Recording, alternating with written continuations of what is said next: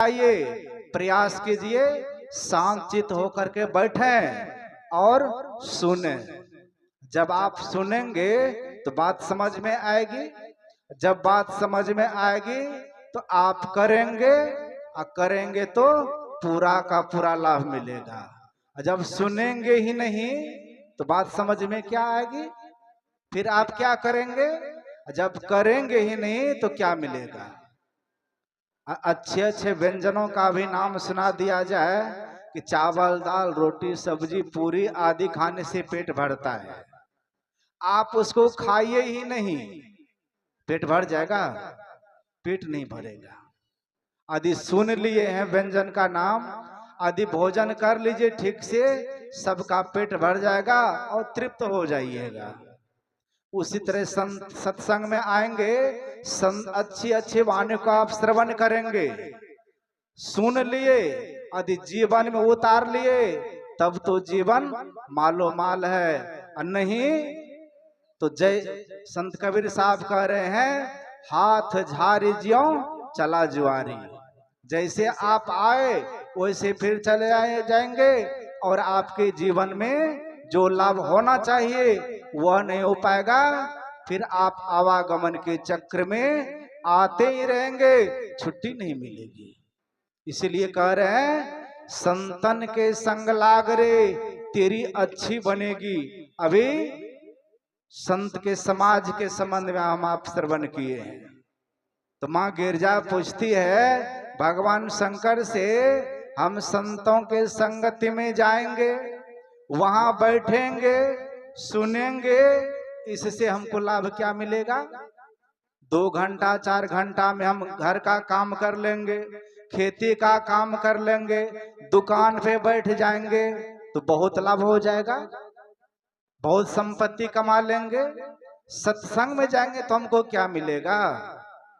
भगवान शंकर कह रहे हैं, मैं कह रहा हूं, भगवान शंकर कह रहे हैं, गिरजा संत समागम समन लाभ कछु आन, बिनु हरि कृपा न होई सो गावहि वेद पुराण। हे गिरजा, संतों के संगति के समान और कोई दूसरा लाभ नहीं है। सो इसमें क्या होता है? इसमें कल्याणकारी बातें होती है, और समाज में आप जाएंगे आनंद आएगा। नाच देखने आप जाइएगा, क्या वहां आनंद नहीं आएगा? वहां भी आनंद आएगा। लोग रात रात भर जग जाते हैं नाच को देखने के लिए, क्या उससे कल्याण हो जाएगा?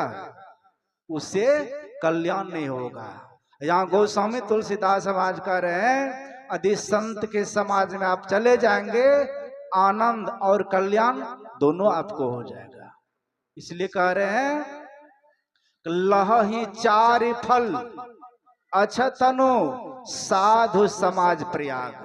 यहाँ आएंगे आपको 4 फलों की प्राप्ति होगी। वह फल क्या है? अर्थ। जिस अर्थ को प्राप्त करने के लिए ना जाने लोग कितने अनर्थ कर बैठते हैं। अर्थ संपत्ति की प्राप्ति होगी। धर्म, सत्य के समान कोई दूसरा धर्म नहीं है। सत्य वही परमात्मा, उसको आप प्राप्त कर लेंगे। और अर्थ, धर्म, काम, सारे कामनाओं की पूर्ति होगी। जब तक मन में कामना बनी रहे, क्या आपको सुख मिलेगा? सुख नहीं मिलेगा। कह रहे जो 10 20 50 भय सत, हो ही 1000 तो लाख मंगेगी, कोटि अरब खरब धरापति होने की चाह जगेगी। सुख मिला? यहाँ कह रहे हैं, गोस्वामी जी कह रहे हैं, काम अछत सुख सपनो नहीं। जागृत में तो छोड़ ही दीजिए, उसको स्वप्न में सुख नहीं मिलेगा। तो यहाँ सारे कामनाओं की पूर्ति होगी, और अंतिम बात को श्रवण किए हैं, मोक्ष मिल जाएगा। यानी सारे दुखों से आप छूट जाएंगे। वह स्थान क्या है? वह स्थान आप तमाम संसार में घूम लीजिए, कहीं नहीं मिलेगा। कहाँ मिलेगा? इसी सत्संग में मिलेगा। इसलिए गोस्वामी तुलसीदास जी महाराज कह रहे हैं कि सत्संग में जाइए और मनोयोग पूर्वक सुनिए। मति कीरति गति भूति भलाई, जब जही जतन जहां जही पाई, सो जानव सत्संग प्रभाव, लो कहो वेदो न अनुपाओ।